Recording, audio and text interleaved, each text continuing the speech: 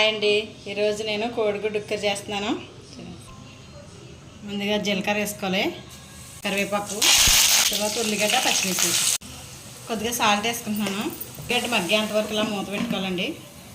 ఇలా ఎగుతున్నాయి కదా.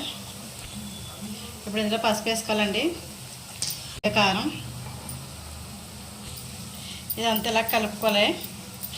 ఇది ఎగ్ బుజ్జి అంటారు, ఎగ్ ఫుల్ట్ అంటారు, లేకపోతే ఎగ్ ఫ్రై అనొచ్చు. కానీ మేము ఆంధ్రాలో కోడిగుడ్డు ఉక్కర అంటారు కదా, నాకు అదే అలవాటు, అందుకే కోడిగుడ్డు ఉక్కర అన్నాను నేను. ఇప్పుడు ఇందులో ఎగ్ అన్నీ వేసుకున్నా కొంచెం కలుపుకోవాలి. ఇలా కలుపుకొని మూత పెట్టుకోవాలి. చూడండి, ఇప్పుడు మూత తీసుకుని ఇప్పుడు ఇందులో కొంచెం కొత్తిమీర కూడా వేస్తున్నాను, సన్నగా కట్ చేసుకుని. చాలా తొందరగా అయిపోయిందంటే కోడిగుడ్డు ఉక్కర ఒకటే. కోడిగుడ్డు ఉక్కర రెడీ అయిపోయింది. నచ్చితే మీరు కూడా ఇలా చేసుకోండి.